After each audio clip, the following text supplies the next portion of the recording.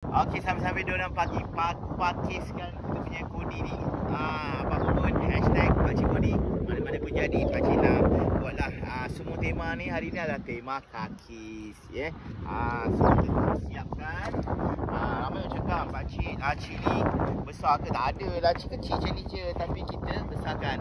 Pakcik kenalkan Pakcik punya kapit baru. Kapit baru, tilam baru, cadar baru, bantal baru. Buka macam tu je. Nampak senang kan? Lepas lock macam ni. Jadi macam tu settle.